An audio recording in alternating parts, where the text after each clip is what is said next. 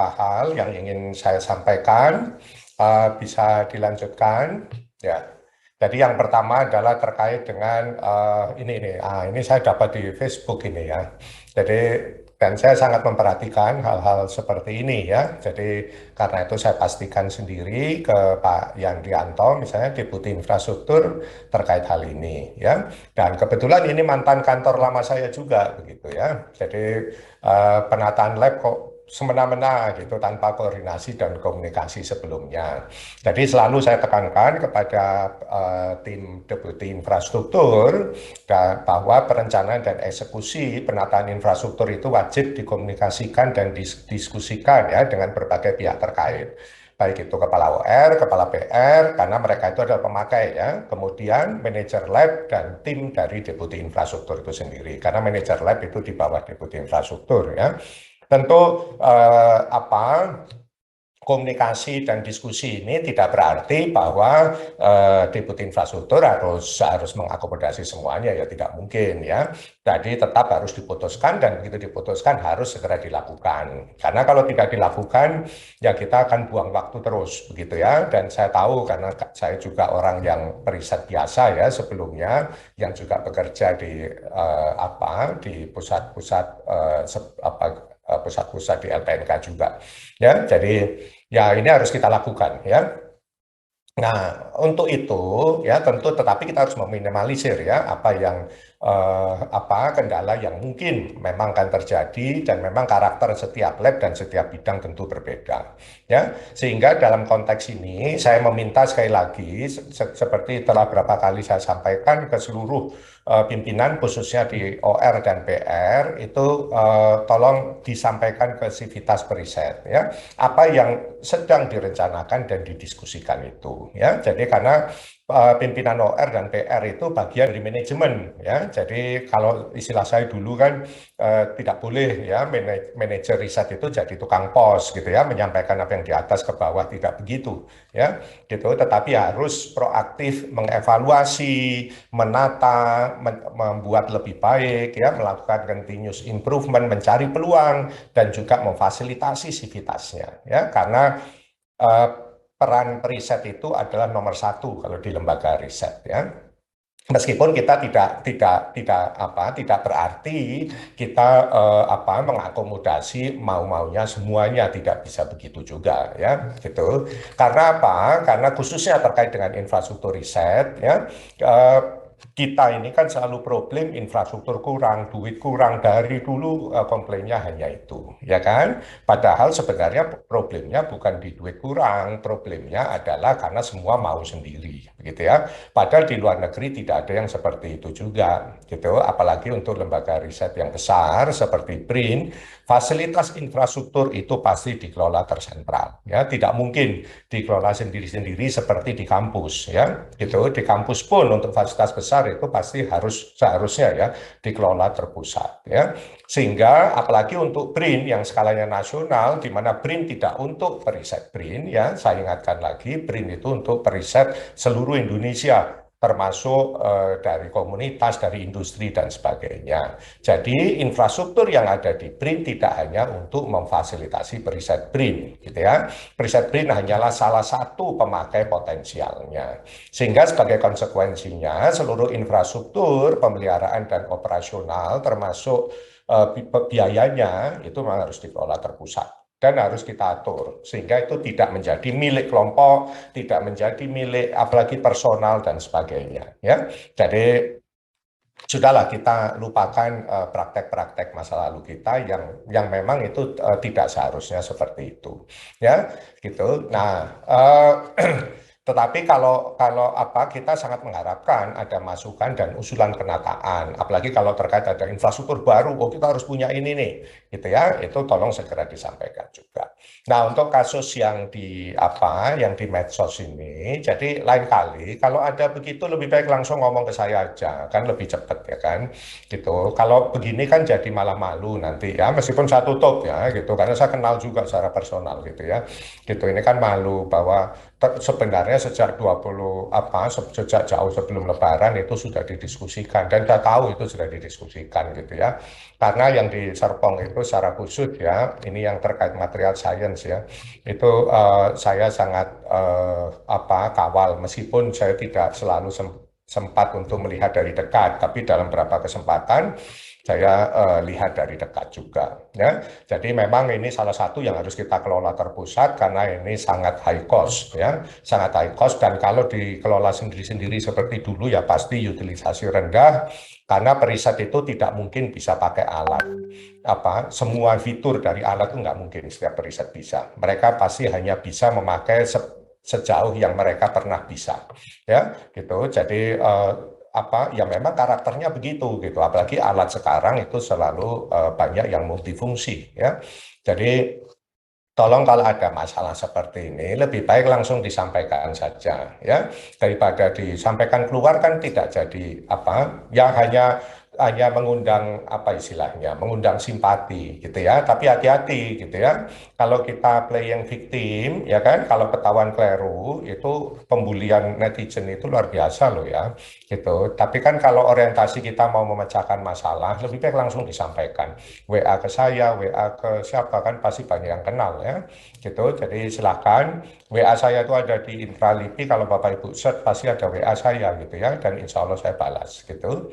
Jadi dan langsung akan saya selesaikan ya, apalagi kalau itu memang masalah yang betul-betul masalah gitu ya. Jadi apalagi ini khusus untuk sepemahaman saya ini pasti lab baterai ya. Itu lab baterai kita itu ada di mana-mana ya, termasuk di TPIC di Serpong, dan tidak seharusnya seperti itu begitu ya. Jadi semua harus dikumpulkan sehingga periset baterai itu betul-betul bisa terkonsolidasi dan berkolaborasi ya gitu. Karena kalau tidak dari 20 tahun yang lalu kita tetap seperti ini gitu ya. Jadi mohon ini bisa dipahami dan saya minta ke Deputi Infrastruktur tolong ini segera dieksekusi ya. Sudah dieksekusi saja gitu. Yang penting cepat selesai dan habis itu Kepala PR dan Kepala OR yang terkait tolong bisa segera mengatur bagaimana memanfaatkan berbagai infrastruktur yang sedemikian banyak ya. Yang baterai ini saya tahu persis itu banyak sekali infrastrukturnya. Jadi ini harus dioptimalkan ya. Lanjut nomor dua, nomor dua mana ya? Nah, ini saya banyak ditanya nih, termasuk di DPR kemarin gitu ya. Jadi gimana ini kok ada klaim penghematan anggaran gitu? Mestinya bukannya anggaran harus ditambah begitu ya. Nah, jadi ini yang disebut saya penghematan anggaran yang sempat keluar di media ya. Gitu saya lupa itu ya waktu kesempatan apa itu sehingga kok muncul di media. Jadi ini adalah sebenarnya kalau istilah saya itu normalisasi biaya litbang ya, sesuai klasifikasi yang ada di Bappenas dan Kementerian Keuangan yang dulu namanya program P3 IPTEK gitu ya. Saya lupa singkatannya apa ya, penelitian pengembangan apa satunya lagi ya, IPTEK gitu ya pokoknya. Nah saat ini itu yang sudah menjadi program riset dan inovasi kalau di RKKL kita. Kalau Bapak Ibu lihat RKKL kita itu namanya sekarang riset dan inovasi sesuai nomenklatur regulasi saat ini.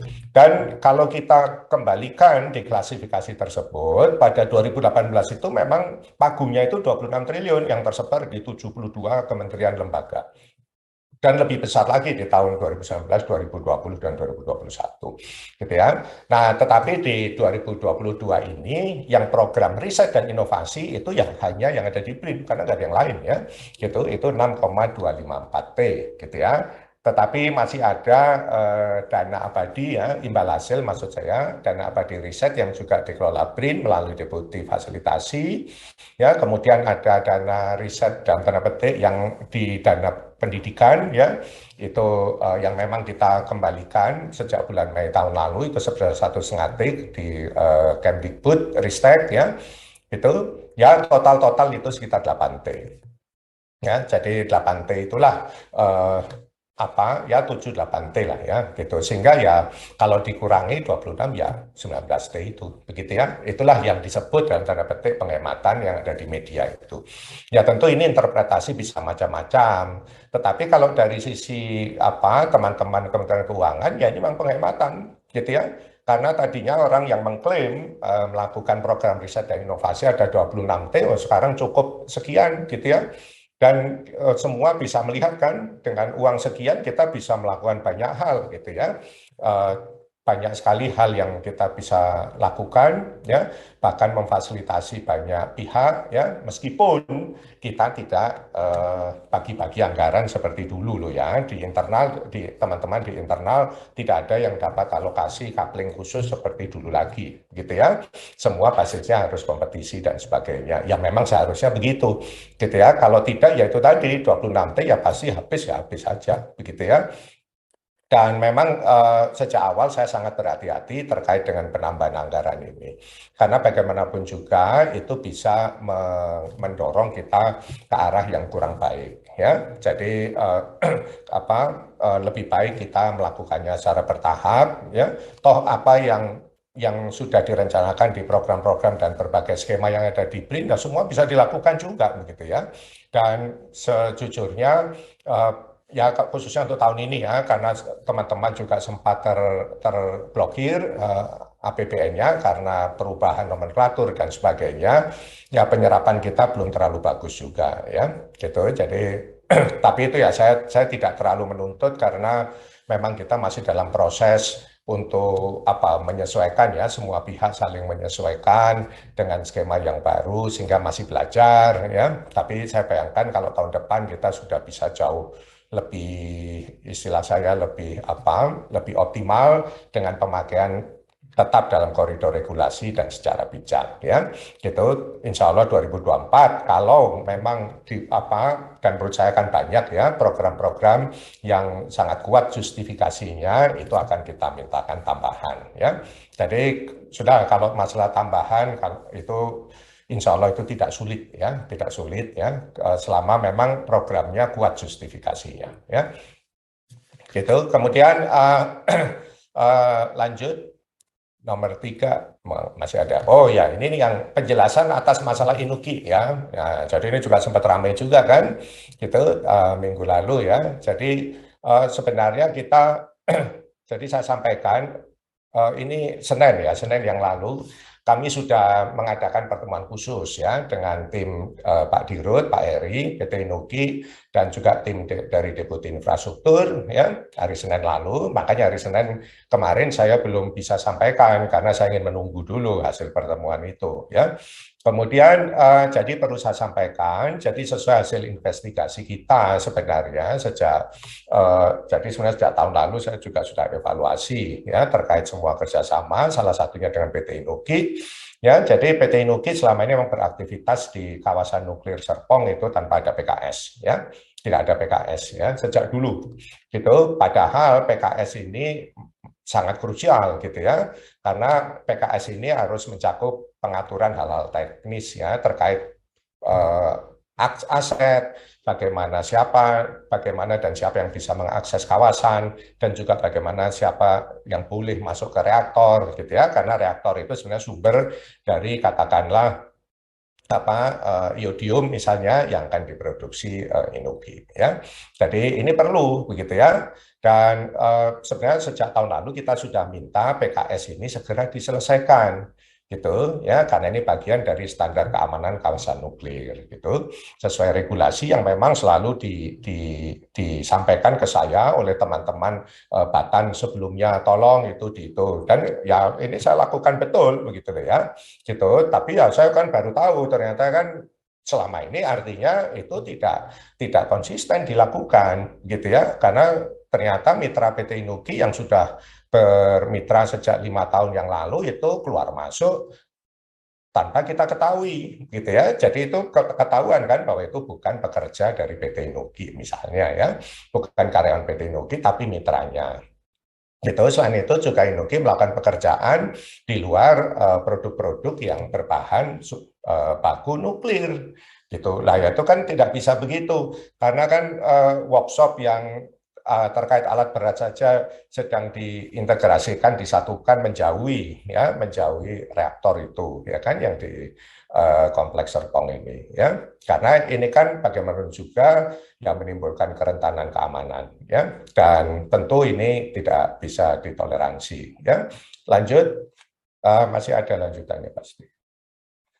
Ya, jadi intinya adalah ya pada pertemuan Senin lalu itu kami minta PT Inuki untuk segera menyelesaikan PKS, gitu ya.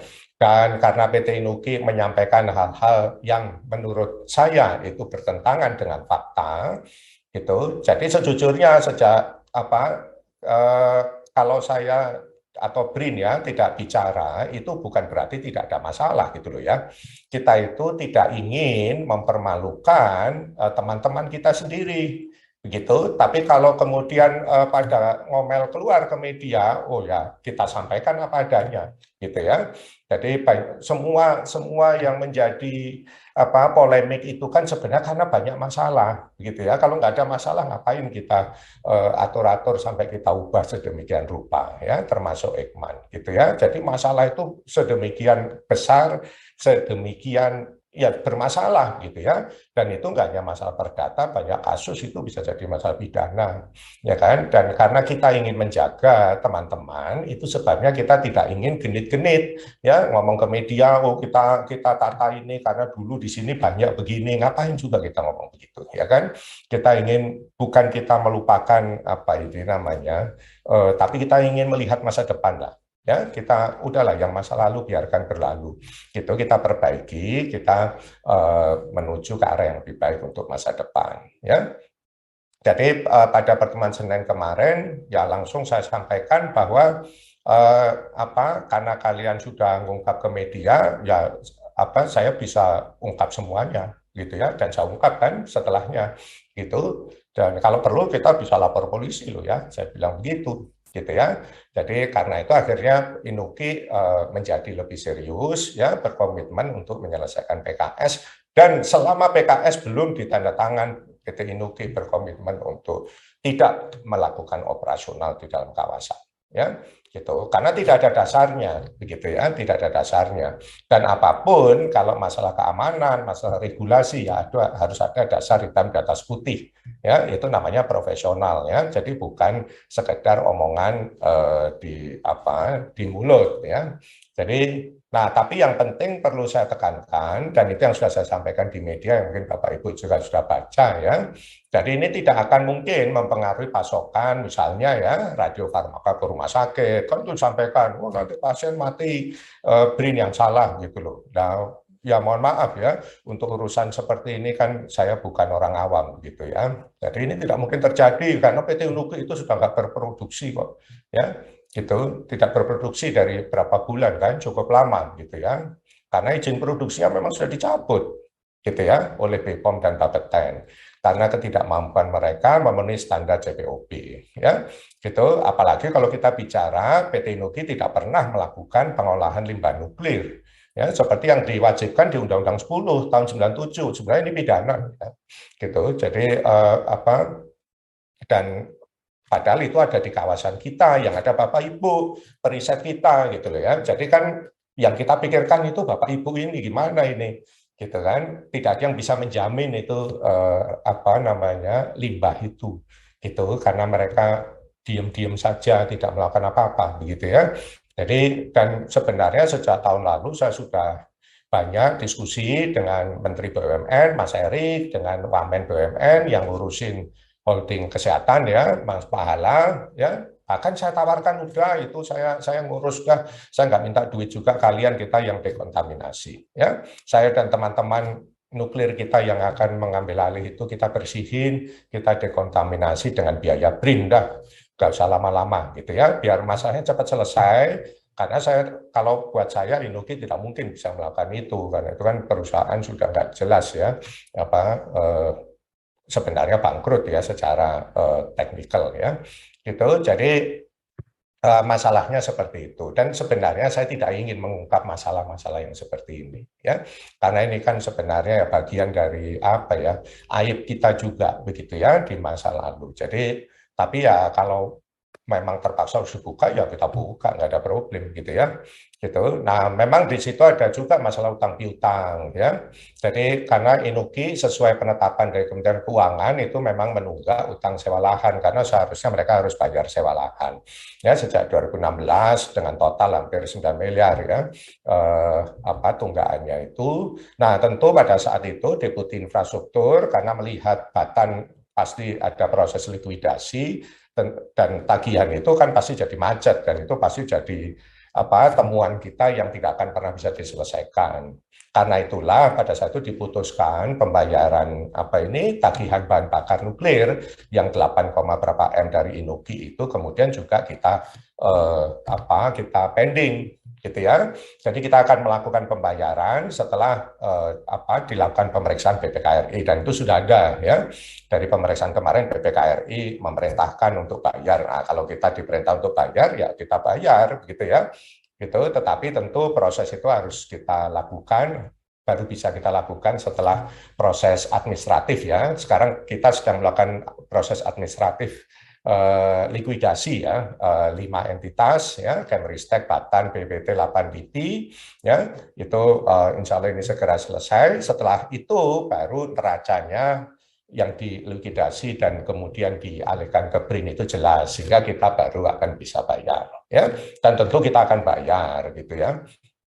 Jadi dan PT Inuki kemarin juga menyampaikan ya oke lah nanti setelah dibayar mereka akan langsung bayar juga sewa lahan itu sehingga tidak menjadi temuan di BRIN ya yang tidak akan pernah diselesaikan.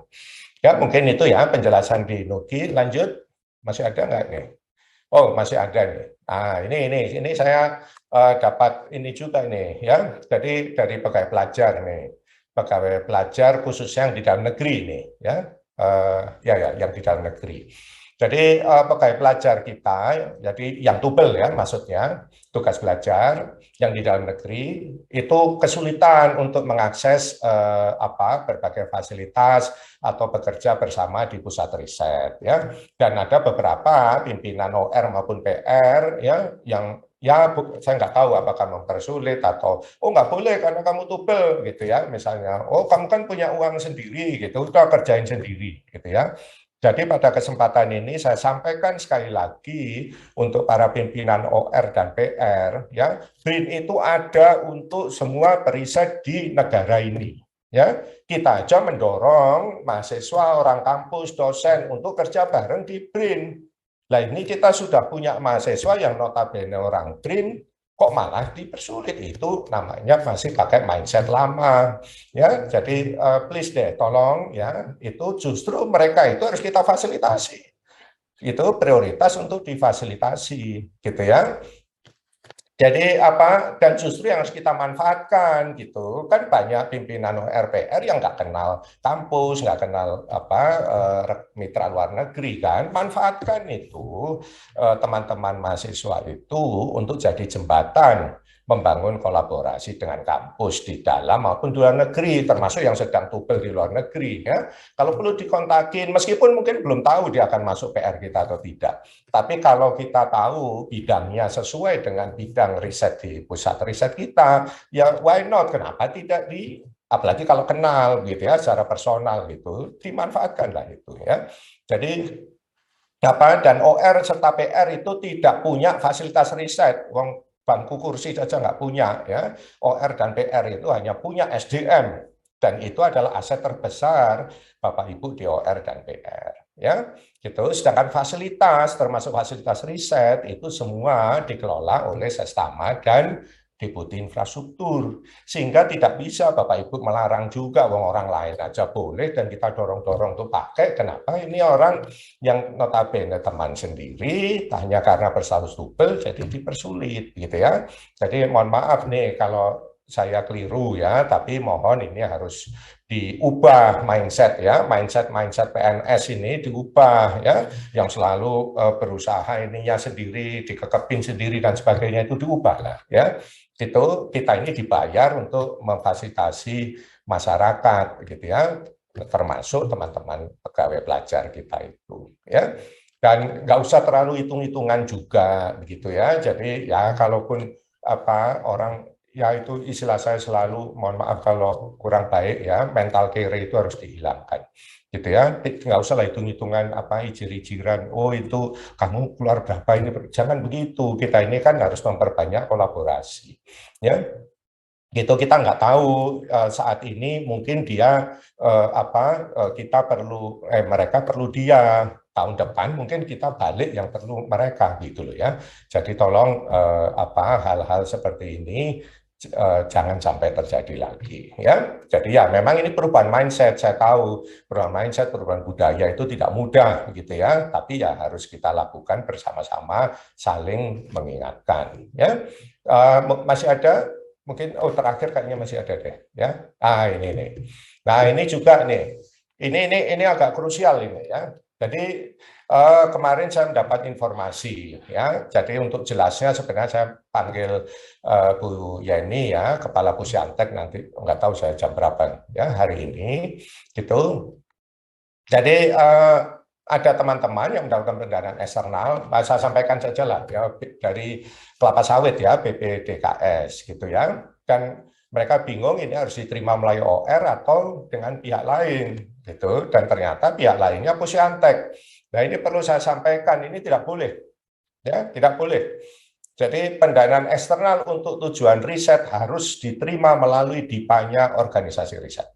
Ya, apakah itu sebagai PNBP, ya, kalau itu diperoleh dari mitra pelaku usaha dalam atau luar negeri, ataukah itu di-treat sebagai hibah kalau dari mitra luar negeri, misalnya Bill Gates Foundation Gates misalnya, Bill Melinda Foundation Gates, Bill Melinda Gates Foundation, mohon maaf.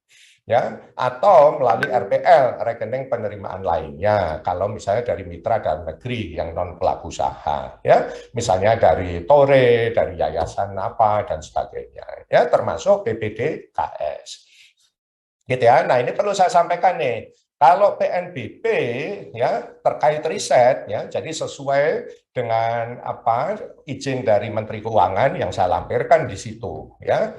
Gitu, itu akan otomatis terpotong 9%. Tapi bukan saya yang motong atau saya pakai atau dipakai siapa, bukan begitu loh ya. Karena istilahnya ada izin pemakaian PNBP BRIN dari Kementerian Keuangan untuk aktivitas riset itu 91%. Artinya uang masuk 100%, kita hanya boleh pakai 91%. Yang 9% lah ya tetap di kantongnya Bu Sri Mulyani, kira-kira begitu ya. Itu kok nggak fair? Ya fair dong, wong kita dibiayai kok, Bapak itu kan terima gaji dari negara ya. Jadi nggak ada yang nggak fair gitu. Nah, ya jadi artinya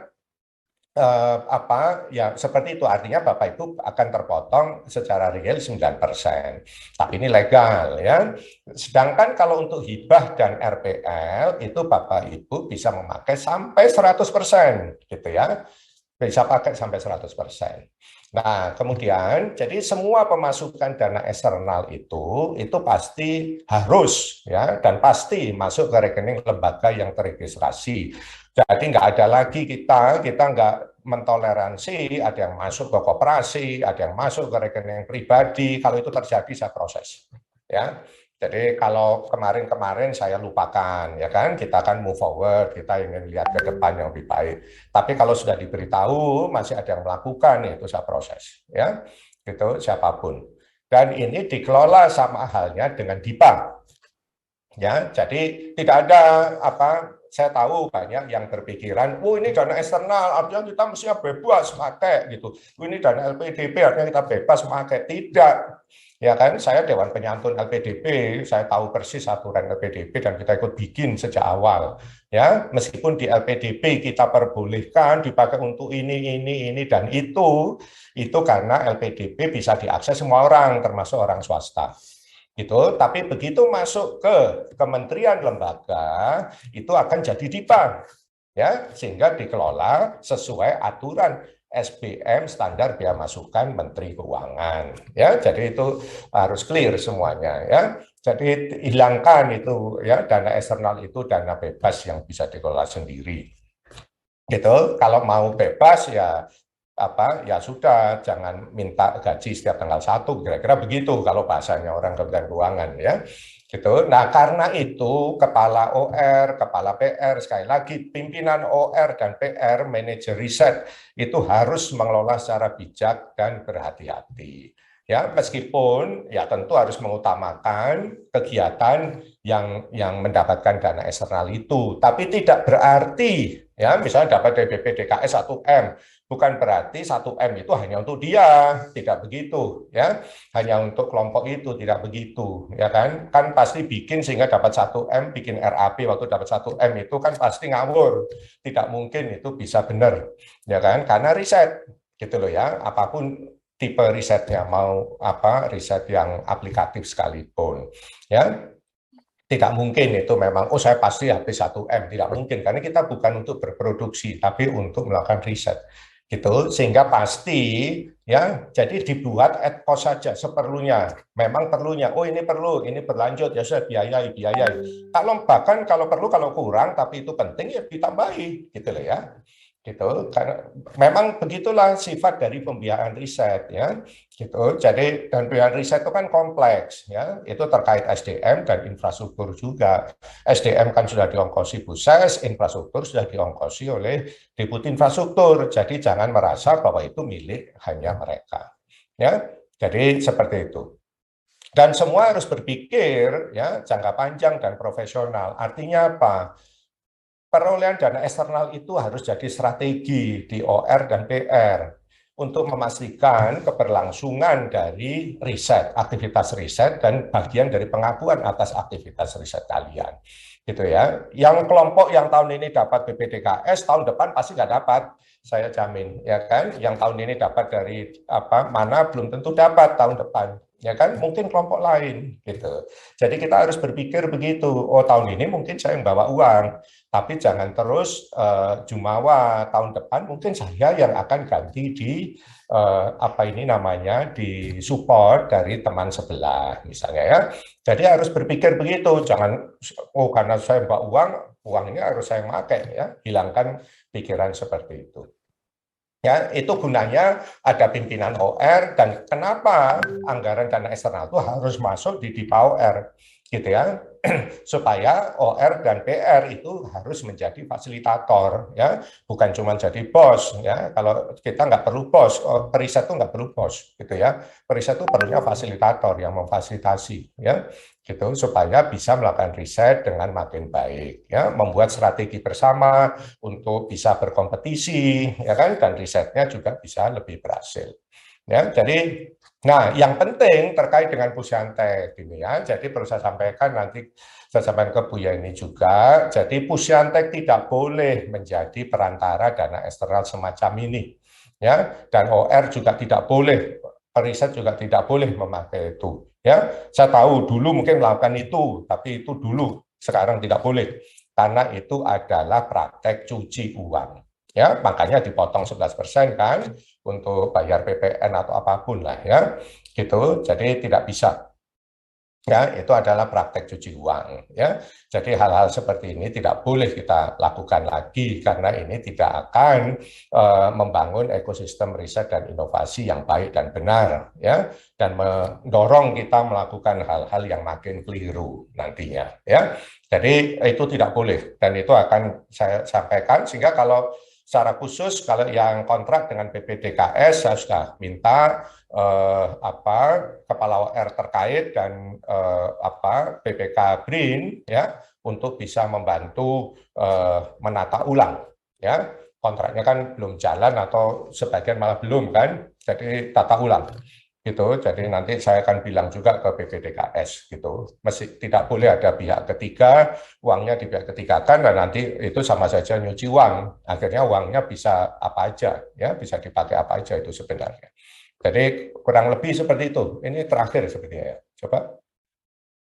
Ya, mungkin demikian yang bisa saya sampaikan pada kesempatan ini. Mohon maaf kalau terlalu panjang juga ya. Gitu.